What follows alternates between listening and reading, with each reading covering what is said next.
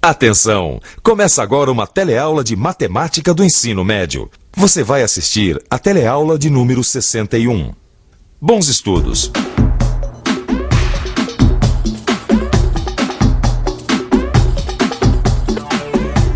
Olá! Já tem 2 teleaulas que a gente tem estudado logaritmo. E logaritmo você já sabe o que é, não sabe? A gente viu que quando um número está escrito como potência de base 10, então o expoente é o logaritmo desse número. Lembrou da definição? Não tem erro. Dá só uma olhada nesse exemplo. A gente sabe que 10 elevado a 0,477 é igual a 3. Dizemos então que 0,477 é o logaritmo de 3. E além disso, a gente conheceu também a tábua de logaritmos. E viu também que os logaritmos têm propriedades: a da multiplicação, a da divisão e a da potenciação. Mas os nossos estudos sobre logaritmo não vão ficar por aí não. Na teleaula de hoje a gente vai avançar um pouquinho mais sobre esse assunto e vai ver como os logaritmos podem resolver alguns problemas de matemática. Vamos nessa? Na teleaula de hoje, você vai aprender a reconhecer a utilidade dos logaritmos para realizar cálculos complexos. Você vai ver como usar a tábua de logaritmos. Vai aplicar as propriedades dos logaritmos. E vai saber identificar quando o uso dos logaritmos é apropriado.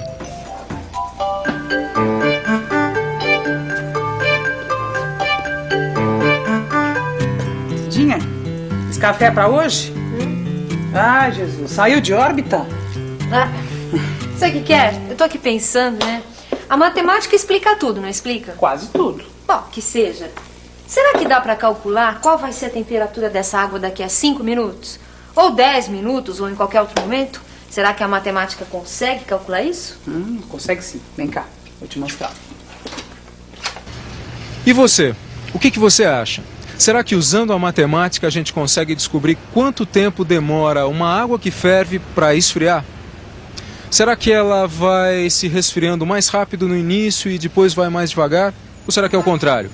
Bom, para começo de conversa a gente vai tentar descobrir a quantos graus a água ferve.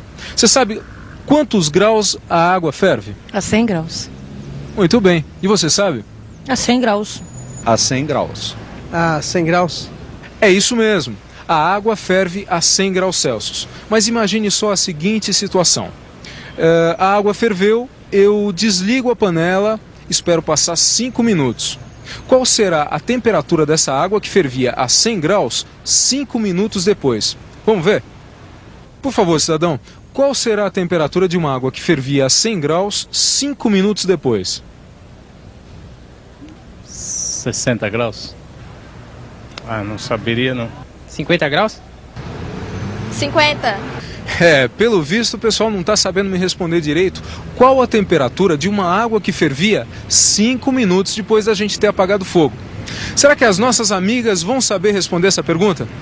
Eu acho que eu posso te ajudar a resolver esse problema. Esse fenômeno já foi estudado pelos matemáticos e recebe o nome de resfriamento dos corpos. Ou seja, um corpo esfria mais rápido, o outro demora mais para esfriar, entendeu? Sei. E no caso da água, ela demora mais ou é rápido? No caso da água, a lei do resfriamento é dada por uma equação. Que equação? Peraí. Aqui. A equação do resfriamento da água, que a gente lê assim. T menos A é igual a B menos A, que multiplica 10 elevado a menos 0,06 vezes N. Ai, mas que equação complicada, Cida. Complicada nada. Parece, mas não é.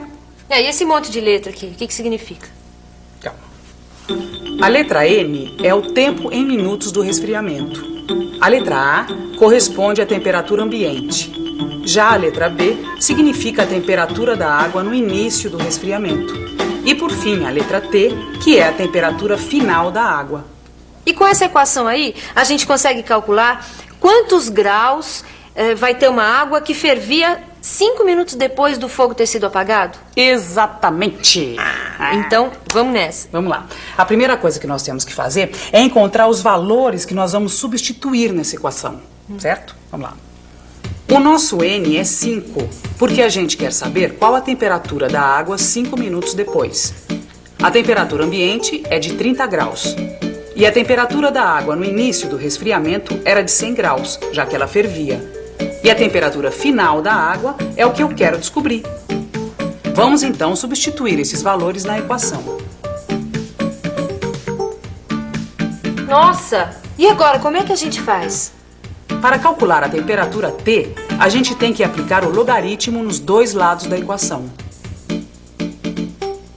Agora complicou de vez. Complicou nada, olha só, olha aqui, olha aqui. Do lado direito da equação, nós temos uma multiplicação de logaritmos, não temos? Uhum. Então, a propriedade do logaritmo de um produto que a gente já aprendeu, como é que é? Ah, isso eu sei. É logaritmo de A vezes B igual a logaritmo de A mais logaritmo de B. Muito bem, então vamos aplicar aqui. Agora a gente está diante de mais uma propriedade dos logaritmos. A propriedade da potência, que eu tenho certeza você também se recorda. Sim, me lembro. A propriedade da potência diz que o logaritmo de A elevado a n é igual a n vezes o logaritmo de A. Então, aplicando essa propriedade, a nossa equação fica assim. Com o auxílio da tábua de logaritmo, eu descubro que o logaritmo de 10 é 1 e que o logaritmo de 70 é 1,8451. 1,8451. Você sabe que eu não entendo por que alguns logaritmos sempre têm o 1 antes da vírgula? O número 1 antes da vírgula é usado para todos os logaritmos dos números entre 10 e 100. Esse número que vem antes da vírgula nos logaritmos, a gente chama de característica. Característica?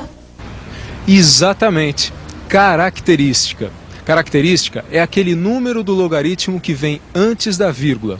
Muito simples. Para os números entre 1 e 10, a característica é 0. Para os números entre 10 e 100, a característica é 1. Para os números entre 100 e 1000, a característica é 2 e assim vai. Agora, para não ficar nenhuma dúvida, vamos dar uma olhadinha em tudo isso que a gente falou? Veja que entre os números 0 e 10, a característica é 0. Já entre os números 10 e 100, a característica é 1. Para os números entre 100 e 1000, a característica é 2 e por aí vai. Característica, como você vê, é o número que aparece antes da vírgula. No caso do logaritmo de 70, a característica é 1. Ou seja, a gente chama de característica o número que aparece antes da vírgula. Agora, e o número que aparece depois da vírgula? Como é que chama?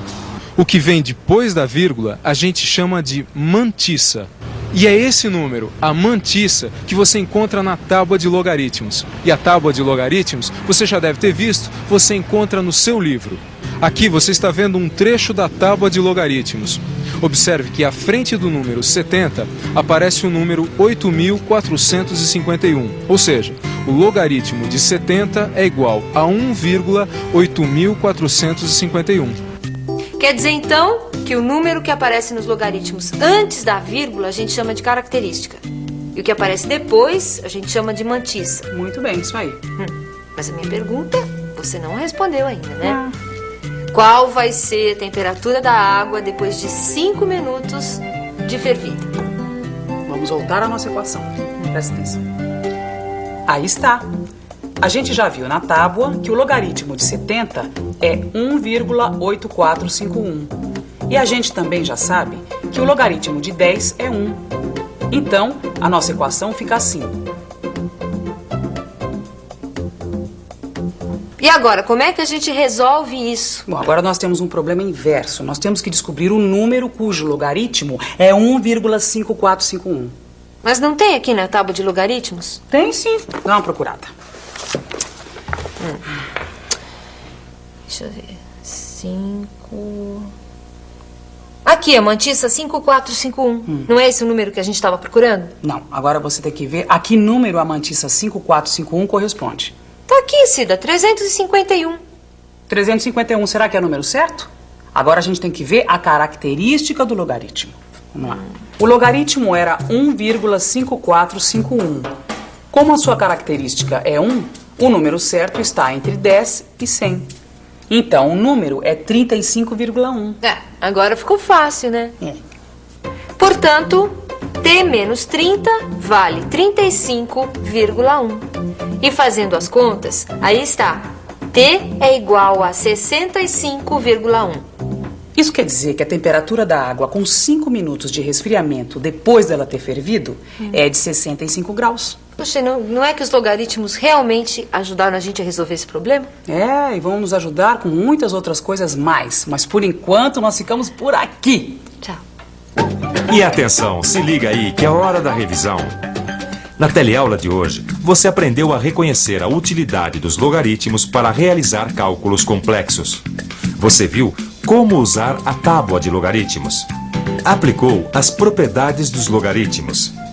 E ainda aprendeu a identificar quando o uso dos logaritmos é apropriado para resolver um problema.